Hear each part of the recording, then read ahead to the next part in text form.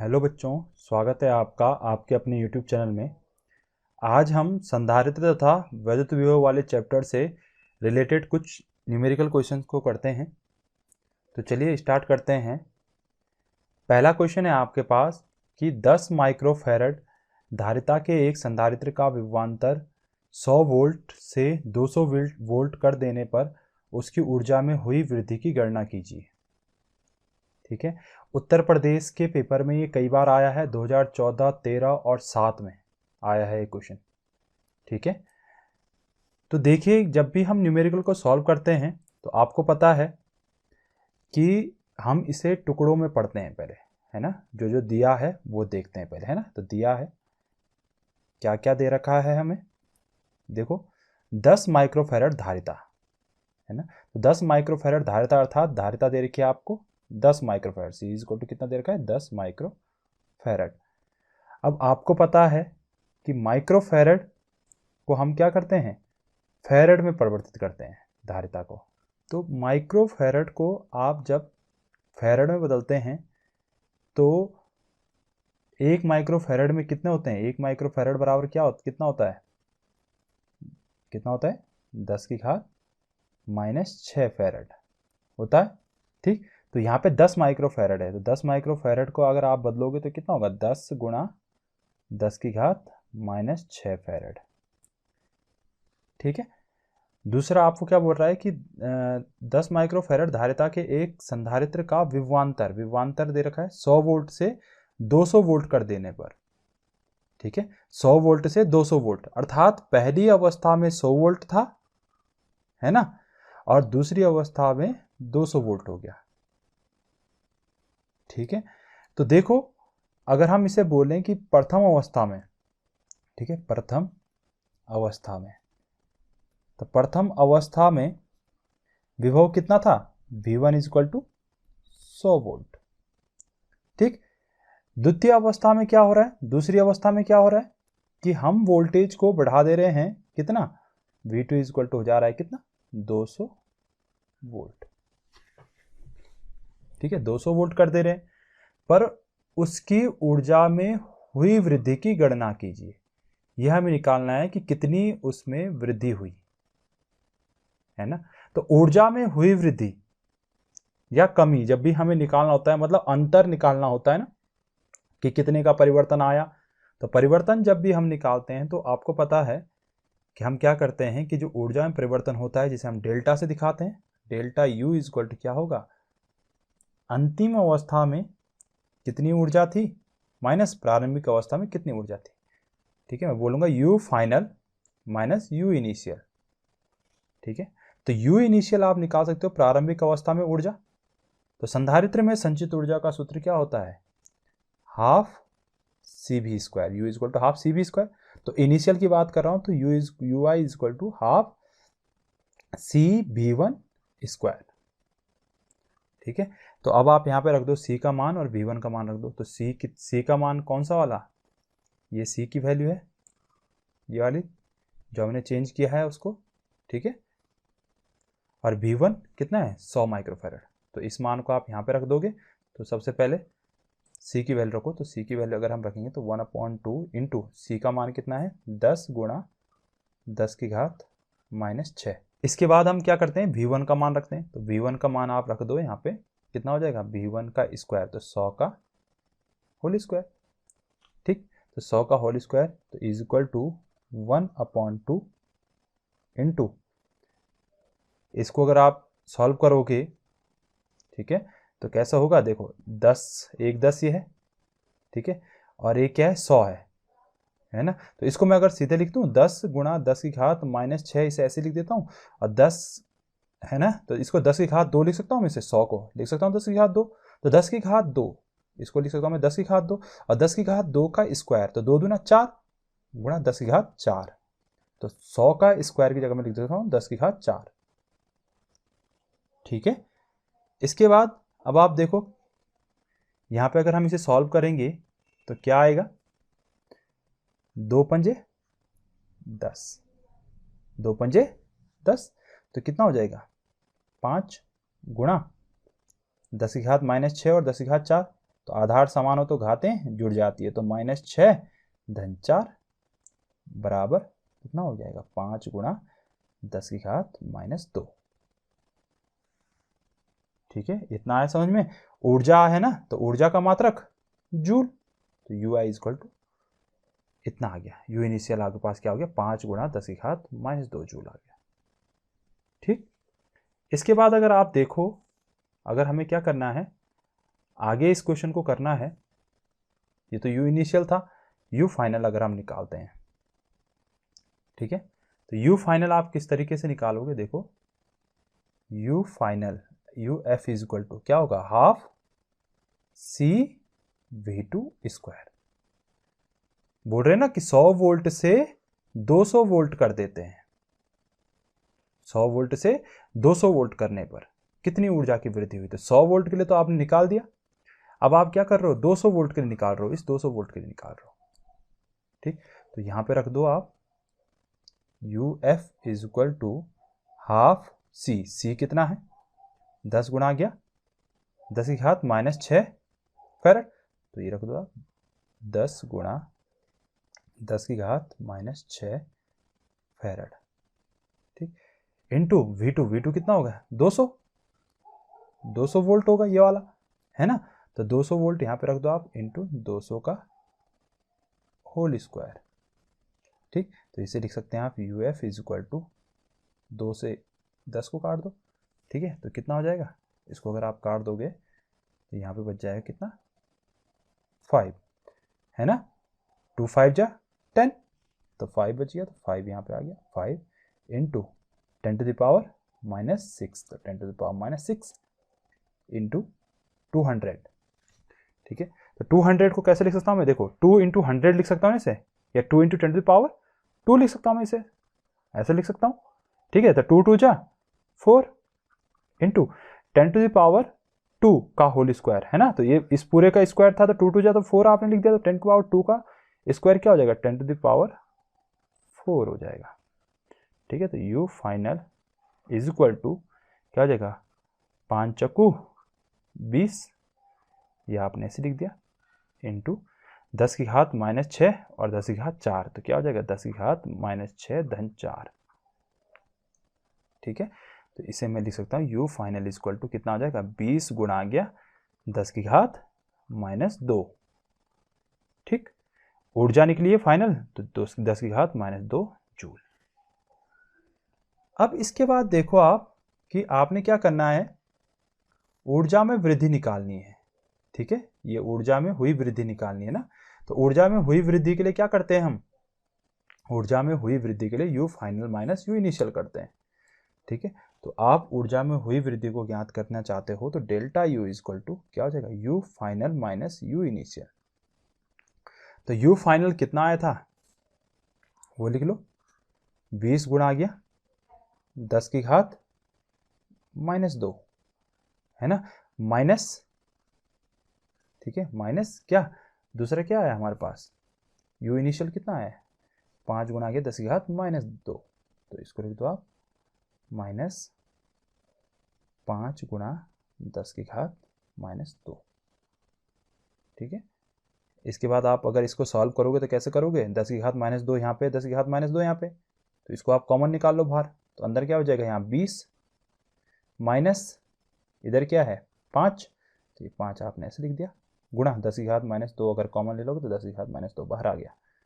तो इसको अगर आप सॉल्व करोगे तो कैसे होगा 20 माइनस 5, ठीक है, तो 20 में से 5 गया कितना बचता है 15 गुणा 10 की घात -2 जूल। तो ये निकल गया आपके पास ऊर्जा में हुई वृद्धि।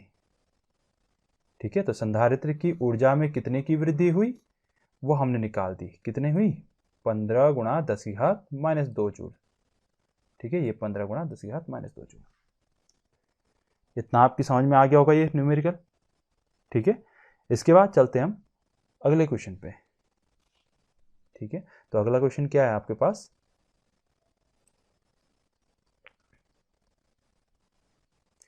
देखिए अगला क्वेश्चन है आपके पास कि 10 सेंटीमीटर भुजा वाले, ठीक है, 10 सेंटीमीटर भुजा वाले एक समषटभुज के प्रत्येक शीर्ष पर 5 माइक्रोकूलाम का आवेश है। षटभुज के केंद्र पर विभव परिकलित कीजिए। ठीक है, क्या बोल रहा है कि एक कोई आपके पास क्या दे रखा है, षटभुज दे रखा है। ठीक है, कोई भी षटभुज दे रखा है। पहले तो आप क्या करो, एक षटभुज बना दो, है ना। आप एक क्या कर दो, षटभुज को बना दो। ठीक, ये माना कोई आपका एक षटभुज है। ठीक है, और वो क्या बोल रहा है कि 10 सेंटीमीटर भुजा वाले, है ना। तो 10 सेंटीमीटर भुजा वाले, अब आप देखोगे 10 सेंटीमीटर क्या है, कौन सी पद्धति का मात्रक है, 10 सेंटीमीटर है। सेंटीमीटर किस पद्धति का मात्रक है, CGS का। तो हमें MKS में बदलना पड़ेगा, है ना। तो 10 सेंटीमीटर को अगर आप MKS मतलब मीटर में बदलोगे तो कैसे बदलोगे, 10 सेंटीमीटर को मीटर में बदलो। कैसे बदलोगे, आपको पता है कि 1 मीटर बराबर होता है 100 सेंटीमीटर होता है, या मैं बोल सकता हूँ 1 मीटर बराबर होता है 10 की घात 2 सेंटीमीटर। ठीक है, तो यहां से 1 सेंटीमीटर बराबर कितना आ जाएगा, 1 सेंटीमीटर बराबर यहां से आ जाएगा 1/10 की घात 2, 1/10 की घात 2 मीटर हो जाएगा। तो 1 सेंटीमीटर में इतना होता है 1/10 की घात 2 मीटर। तो 10 सेंटीमीटर में कितना हो जाएगा, 10/10 की घात 2 मीटर। ठीक, और इसको अगर आप सॉल्व करोगे तो 10 सेंटीमीटर बराबर हो जाएगा कितना, 10 सेंटीमीटर बराबर कितना हो जाएगा, 10 की घात -1 मीटर। ठीक है, तो इतना समझ में आ गया होगा आपके। ठीक, या मैं इसे लिख सकता हूं कि 0.1 मीटर। ठीक है, 0.1 मीटर भी लिखूंगा तब भी वही आएगा, वो भी सेम है, सही है। ठीक है, इसके बाद देखो कि आगे क्या बोल रहा है कि एक समषटभुज है। समषटभुज मतलब सारी भुजाएं इसकी बराबर हैं, कि ये वाली भुजा अगर 0.1 मीटर है, या मैं बोलूँ 10 की घात -1 मीटर है, तो ये भी 10 की घात -1 मीटर होगी। ये भी क्या होगी, 10 की घात -1 मीटर। ये वाली भुजा भी 10 की घात -1 मीटर, ये वाली भुजा भी 10 की घात -1 मीटर, ये भी और ये भी सब आपस में बराबर है, समान है। तो प्रत्येक के शीर्ष पर 5 माइक्रोकूलाम का आवेश है। तो माइक्रोकूलाम को अगर आप कूलाम में बदलोगे, अभी इससे पहले वाला क्वेश्चन किया हमने, वो माइक्रोफैरड वाला था, ये माइक्रोकूलाम वाला है। तो आपको पता है कि Q इक्वल टू आपके पास दे रखा है 5 माइक्रोकूलाम। इसको कूलाम में बदलोगे तो माइक्रो का मतलब होता है 10 की घात -6। तो ये हो जाएगा 5 गुणा 10 की घात -6 कूलाम। ठीक है, तो यहां पर क्या है, बोल रहा है कि यहां पर कोई आवेश रखा है, ये इसके शीर्ष पर आवेश रखे हैं। यही तो बोल रहा है कि प्रत्येक शीर्ष पर, देखो यहां पे क्या बोल रहा है, प्रत्येक शीर्ष पर, कि मतलब जितने भी शीर्ष हैं, ये वाला शीर्ष, ये वाला शीर्ष, ये वाला शीर्ष, है ना, ये है ना शीर्ष इसके। तो कितने शीर्ष हैं इसके, एक है, ये 1 2 3 4 5 6 है, 6 शीर्ष। ठीक है, तो इन प्रत्येक शीर्ष पर क्या बोल रहा है कि 5 माइक्रोकूलाम का आवेश रखा है, मतलब 5 गुणा आ गया 10 की घात -6 कूलाम का आवेश रखा हुआ है। तो इनके केंद्र पर, ये मान लो कि ये इसका केंद्र है, और इस केंद्र पर निकालना है आपको आवेश, निकालना है आपको षटभुज के केंद्र पर निकालना है आपको विभव। ठीक है, तो विभव निकालना है तो पहले आप एक शीर्ष से निकाल लो। तो एक शीर्ष यहां से इसके केंद्र पर निकाल लो। ठीक है, ये केंद्र O है। ठीक है, तो इसके कारण, इसके एक शीर्ष के कारण सूत्र क्या होता है, V is equal to 1/4 pi epsilon naught Q upon R। यही बोलते हैं हम, Q अपॉन R। ठीक है, इतना आ गया होगा आपकी समझ में। तो ये क्या होता है, किसी बिंदु आवेश के कारण वैद्युत विभव का सूत्र है। तो इस बिंदु आवेश की बात कर रहा हूं मैं, तो इसके कारण इस बिंदु पर विभव का सूत्र है। तो V is equal to 1/4 pi epsilon naught Q upon R। R क्या होती है, दूरी। कौन सी दूरी, जिस शीर्ष पर या जिस बिंदु पर कोई आवेश स्थित है, ठीक है, वहां से जिस केंद्र पर आप निकाल रहे हो, जिस बिंदु पर आवेश को निकाल रहे हो, वहां तक की दूरी। तो ये वाली R वाली दूरी। तो ये समषटभुज है, तो ये समषटभुज है, तो जितनी दूरी या जितनी दूरी इनकी भुजाओं की होती है, जितनी लंबाई इनकी भुजाओं की होती है, वही केंद्र से दूरी होती है उतनी।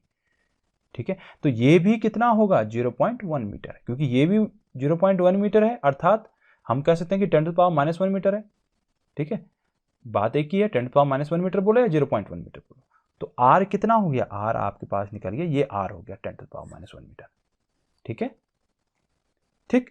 तो और क्यू कितना है, क्यू आपको दे रखा है 5 × 10⁻⁻6 कूलम, है ना।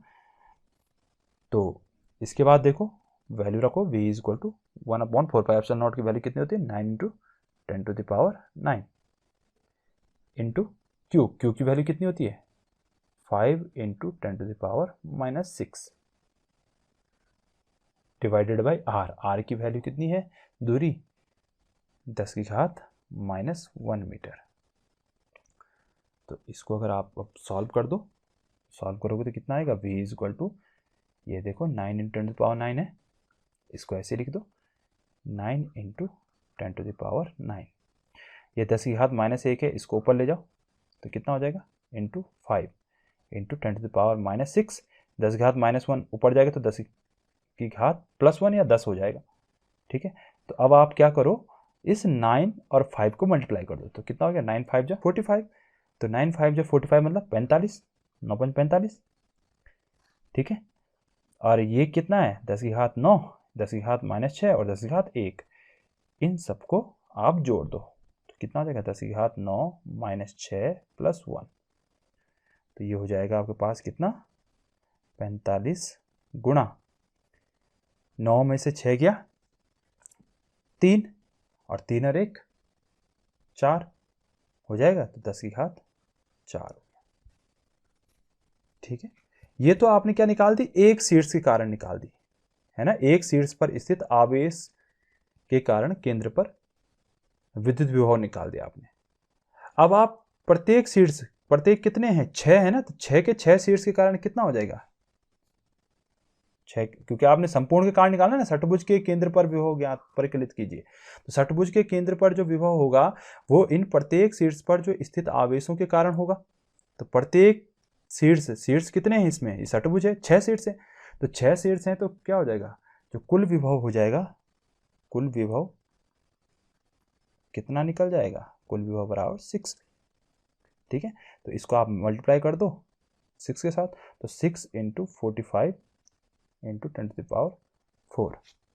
ठीक है, इस 45 का गुणा आप क्या करो 6 के साथ करो तो कितना आएगा, 45 छक्का, ठीक है 270, ठीक है, तो 270 आता है × 10⁻4, या मैं इसको लिख सकता हूँ क्या कि 27 गुणा 10⁻5 लिख सकता हूँ इसे, 27 गुणा 10⁻5, है ना, इस तरीके से लिख सकता हूँ। ठीक, तो विभव है तो विभव का मात्रक वोल्ट, तो आप इसे क्या कह सकते हैं, वोल्ट आपका निकल गया। तो इतना आप क्या निकालोगे, किसी समषट्भुज के केंद्र पर विभव निकाल लोगे, जिसके शीर्ष पर जिसके प्रत्येक शीर्ष पर आवेश दे रखा है 5 माइक्रो कूलम, तो उसके लिए निकलिए। ठीक है, इतना आपको समझ में आ गया होगा। ठीक, अब इसके बाद चलते हैं अगले न्यूमेरिकल पे। अगला न्यूमेरिकल कौन सा है, अगला देखो आप, अगला क्वेश्चन दे रखा है आपके पास कि 5 × 10⁻⁻8 कूलम। ठीक है, टुकड़ों में पढ़ना सीखो, 5 गुणा आ गया 10⁻⁸ कूलम, तथा -3 × 10⁻⁸ कूलम, -3 × 10⁻⁸ कूलम के दो आवेश 16 सेंटीमीटर की दूरी पर स्थित है, 16 सेंटीमीटर की दूरी पर स्थित है। ठीक है, तो आप सबसे पहले क्या करो कि इसका एक चित्र बना दो। ठीक है, चित्र किस तरीके से बना सकते हो आप, दो आवेश बोल रहे हैं ना, तो एक आवेश ये मान लो, एक बिंदु आवेश ये मान लो। ठीक है, ये दो बिंदु आवेश है। ठीक है, यहां पर ये आवेश मान लो आप Q1, ये बिंदु आवेश मान लो आप Q2, ये बिंदु A पर स्थित है, ये बिंदु B पर स्थित है। इन दोनों के बीच की दूरी कितनी दे रखी है, 16 सेंटीमीटर। ठीक है, तो इन दोनों के बीच की दूरी कितनी हो जाएगी, इन दोनों के बीच की दूरी आप लिख लो यहां पर 16 सेंटीमीटर। ठीक, दोनों आवेशों को मिलाने वाली रेखा के किस बिंदु पर वैद्युत विभव 0 होगा। देखो क्या बोल रहा है कि किस बिंदु पर वैद्युत विभव 0 होगा। याद करो जरा, इससे पहले वाला जो चैप्टर था विद्युत क्षेत्र वाला, उसमें भी ऐसे ही निकालते हैं हम। ठीक है, तो सेम वही है, ऐसे ही क्वेश्चन आता था, यहाँ पे केवल वैद्युत विभव है और वहां वैद्युत क्षेत्र होता था। ठीक है, तो सेम वैसे ही करना है हमने, उसी तरीके से करना है। ठीक है। तो Q1 आप मान लो कि Q1 कितना दे रखा है, 5 गुणा गया 10 की घात -8 गुना, तो इसको लिख दो आप 5 गुणा 10 की घात -8 गुना। और Q2 कितना दे रखा है, -3 गुणा 10 की घात -8 गुना। ठीक है, इन दोनों के बीच की दूरी आपको दे रखी है 16 सेंटीमीटर, और वो बोल रहा है कि किस बिंदु पर, इन दोनों को मिलाने वाली रेखा के किस बिंदु पर विद्युत विभव शून्य होगा। ठीक है, तो आप देखो ये जो कोई रेखा है, ये जो मिलाने वाली कोई रेखा है, ये कोई रेखा है, तो इसके कहां कहां पर विद्युत विभव शून्य हो सकता है। देखो ये मिलाने वाली जो रेखा है वो या तो ऐसे में भी तो निकल सकती है, बाहर के लिए निकल सकती है ना। ठीक है, तो या तो मान लो आपकी अंदर, या एक मान लो आप कि ये रेखा को अगर आप आगे की तरफ बढ़ाओगे तो ये बाहर। ठीक है, यहां पर विद्युत विभव शून्य होगा। तो आप मान लो कि माना कि कोई बिंदु इन दोनों रेखाओं को मिलाने वाली रेखा के अंदर स्थित है। ठीक है, और वो बिंदु मान लिया आपने O है। ठीक है, सपोज दैट आपने क्या कर लिया, मान लिया कि यहां पर इस बिंदु O पर विद्युत विभव शून्य है। ठीक है, यह आपने एज्यूम कर लिया। ठीक, तो इस पर आपको क्या करना पड़ेगा, विद्युत विभव निकालना है। और ये बोल रहा है कि किस बिंदु पर, रेखा का किस बिंदु पर, किस बिंदु मतलब कितनी दूरी पर है ये बिंदु जिस पर विद्युत विभव शून्य होगा। ठीक है, तो इस बिंदु के लिए दो दशाएं संभव हो सकती है। कौन कौन सी दशाएं, एक तो या तो ये क्या है, इन रेखा को मिलाने वाली रेखा पर स्थित हो, अंदर की ओर स्थित हो, है ना, दोनों आवेशों के बीच में स्थित हो, कहीं पे भी, यहां पे भी हो सकता है, यहां पे भी हो सकता है। ठीक है, या यहां पे हो सकता है। ठीक है, और या फिर क्या हो सकता है कि बाहर हो इस रेखा के कहीं पे। ठीक है, तो फर्स्ट कंडीशन के लिए करते हैं हम कि यदि ये क्या है, दोनों आवेशों के बीच में कहीं स्थित है वो बिंदु जहां पर विद्युत विभव शून्य है। ठीक है, तो आप क्या करो, इस बिंदु आवेश के कारण इस O पर विभव निकालो, उसी प्रकार से इस बिंदु आवेश के कारण O पर विभव निकालो।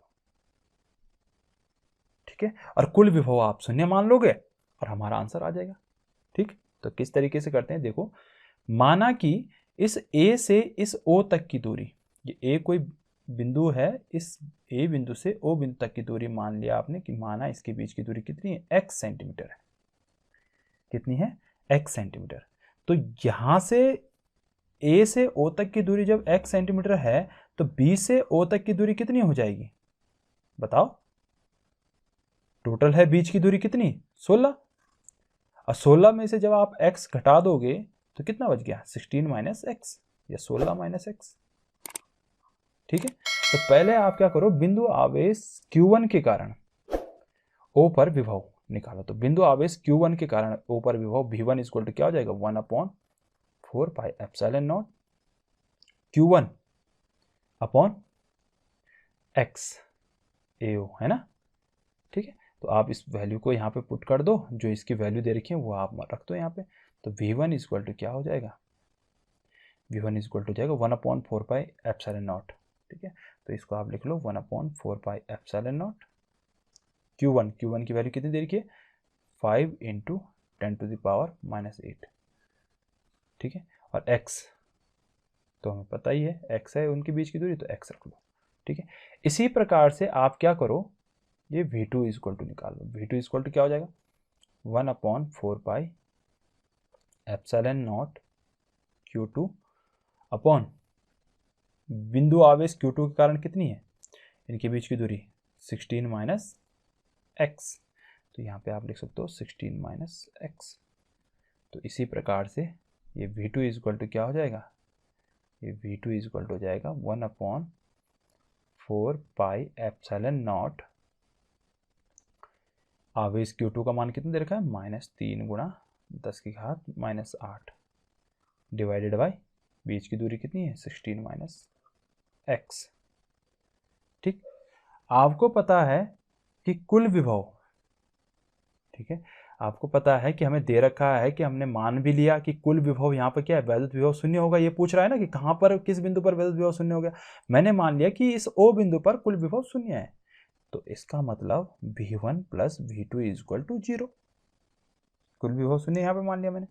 ठीक है, तो आप रख लो V1 का मान कितना है 1/4 pi epsilon not 5 × 10⁻⁸ divided by x।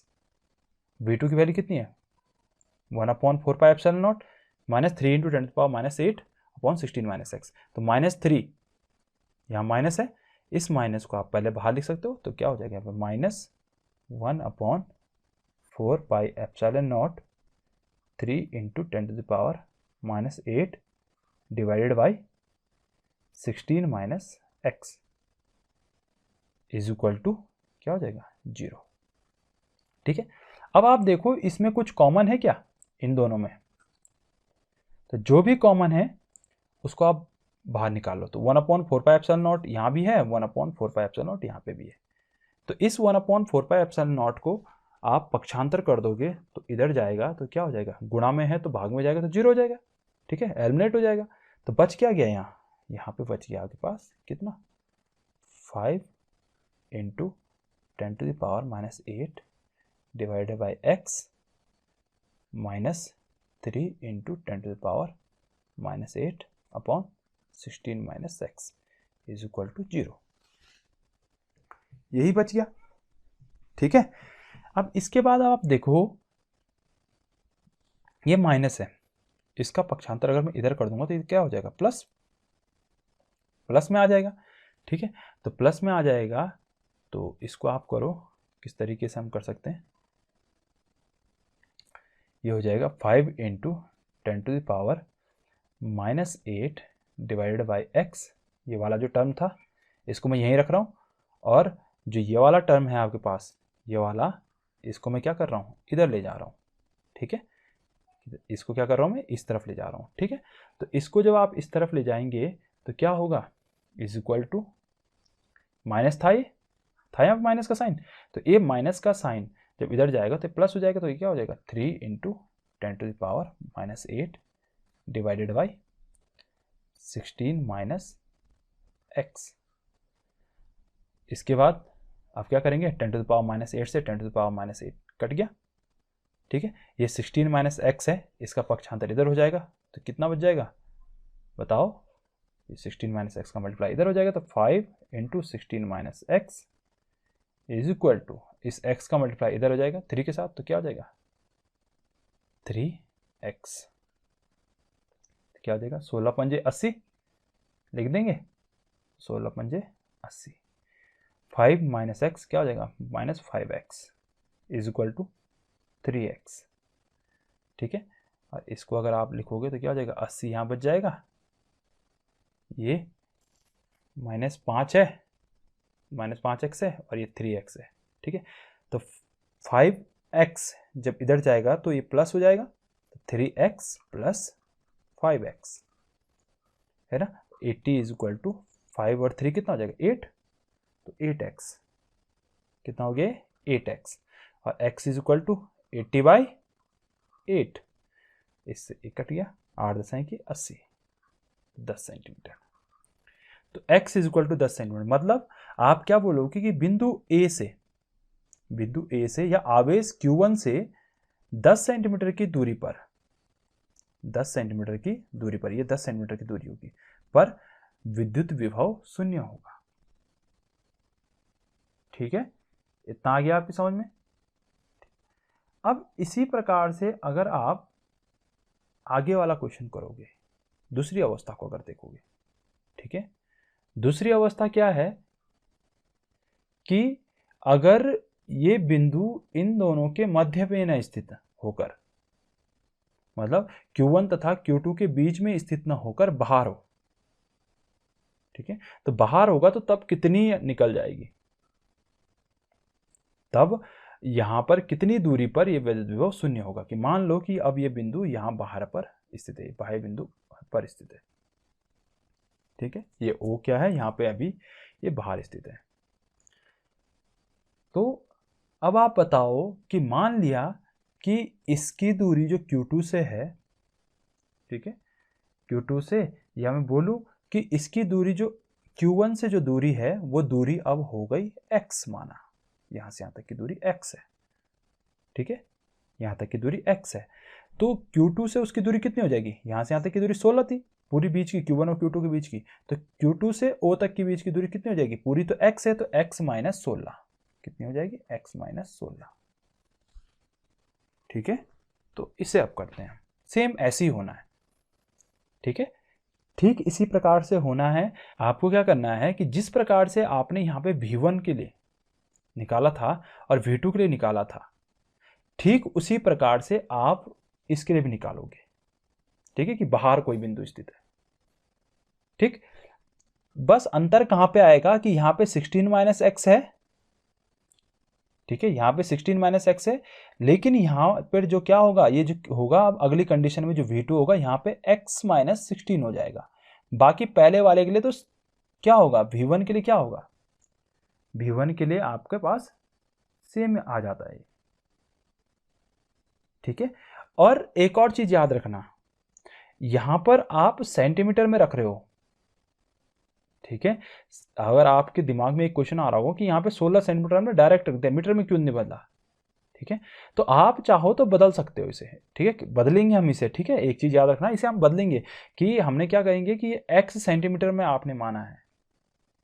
ठीक है, तो इस x को आपको मीटर में बदलना पड़ेगा, तो x into 10 to power minus 2 लिखेंगे, यहाँ 16 minus X into 10 to power minus 2 लिखेंगे, पर आएगा आंसर वही सेम आएगा।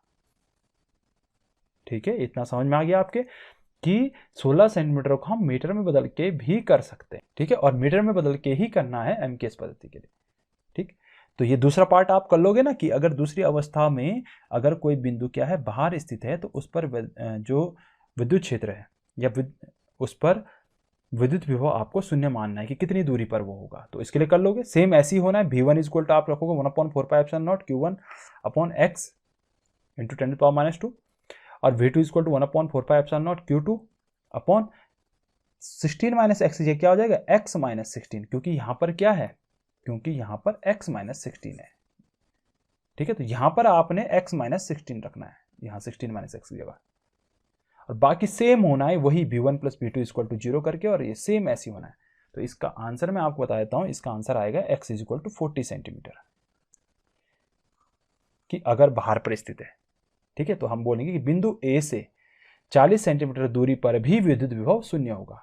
तो दो जगह पे विद्युत विभव शून्य होगा, एक तो 10 सेंटीमीटर दूरी पर और एक 40 सेंटीमीटर की दूरी पर। तो ये दूसरा वाला पार्ट कर लोगे आप। ठीक है, तो इसे खुद करना, नहीं आएगा तो मुझे आप कमेंट बॉक्स में पूछ सकते हैं। ठीक है, और वरना आपके पास मेल आईडी नीचे दी है, उस मेल आईडी पे भी आप मुझे मेल कर सकते हैं, तो मैं आपको इसका सॉल्यूशन पूरा दे दूंगा। ठीक, इसके बाद चलते हैं अगले क्वेश्चन पे। अगला क्वेश्चन क्या दे रखा है आपके पास कि एक गोलाकार चालक की धारिता 1 पिकोफैरड है। एक गोलाकार चालक की धारिता 1 पिकोफैरड है। ठीक है, इसकी त्रिज्या ज्ञात कीजिए। ये तो आसान हो गया है ना, सरल। गोलाकार चालक की धारिता, तो एक गोलाकार चालक की धारिता का सूत्र क्या होता है, C is equal to 4π epsilon naught R, ये मैंने बताया था आपको। ठीक है, इसकी धारिता दे रखी है आपको 1 पिकोफैरड, तो 1 पिकोफैरड में कितने फैरड होते हैं, 10 की घात माइनस 12 फैरड। ठीक है, तो C आपको दे रखा है और R आपको निकालना है। ठीक है, तो R आपको निकालना, तो R इक्वल टू क्या हो जाएगा बताओ, 1/4π एप्सिलॉन नॉट। 4π एप्सिलॉन नॉट इधर जाएगा ना। ठीक है, तो इंटू में था तो डिवाइड में चल जाएगा। ठीक, तो 1/4π एप्सिलॉन नॉट इंटू C, तो R इक्वल टू क्या हो जाएगा, 1/4π एप्सिलॉन नॉट की वैल्यू कितनी होती है, 9 इंटू 10 टू द पावर 9, और इंटू C की वैल्यू कितनी है, C की वैल्यू आपके पास 1 पिकोफैरड, मतलब 10 की घात माइनस 12 फैरड, तो 10 की घात माइनस 12 आपने। ठीक है, तो इसके बाद इसको सॉल्व कर देंगे। तो किस तरीके से सॉल्व करेंगे इसे, देखो 9 इंटू 10 टू द पावर 9 है, यहाँ 10 टू द पावर माइनस 12 है, तो 10 टू द पावर 9 माइनस 12, तो कितना बच जाएगा, 9 into 10 to the power 9 minus 12 कितना होता है, 9 माइनस 12, 12 में से 9 गया 3, और माइनस का साइन आएगा तो क्या हो जाएगा, 10 की घात माइनस 3। ठीक है, R है, त्रिज्या है या दूरी है ये, तो इसका मात्रक होता है metre. 9 into 10 power minus 3 metre इसकी त्रिज्या आ गई। ठीक है, तो आई होप कि आपको आज के जो मैं न्यूमेरिकल आपको कराए हैं वो न्यूमेरिकल अच्छे से समझ में आ गए होंगे। ठीक है, अगर आपको कोई भी दिक्कत हो, कोई भी समस्या हो, कोई भी क्वेश्चन आपको अच्छे से समझ में नहीं आया है, तो मुझे आप वो कमेंट बॉक्स में पूछ सकते हैं। इसके बाद आगे की वीडियो में हम इसके और न्यूमेरिकल को देखेंगे, इसके और न्यूमेरिकल क्वेश्चन को देखेंगे। ये तो आपके पास सरल थे, इसलिए मैंने आराम आराम से आपको बताया, बिल्कुल कॉन्सेप्ट क्लियर करते हुए। इसके बाद जब मैं अगले वीडियो जो आएगी न्यूमेरिकल वाली, उसमें थोड़ा फटाफट कराऊंगा ताकि कम समय में आपके पास ज़्यादा से ज़्यादा न्यूमेरिकल हो सके।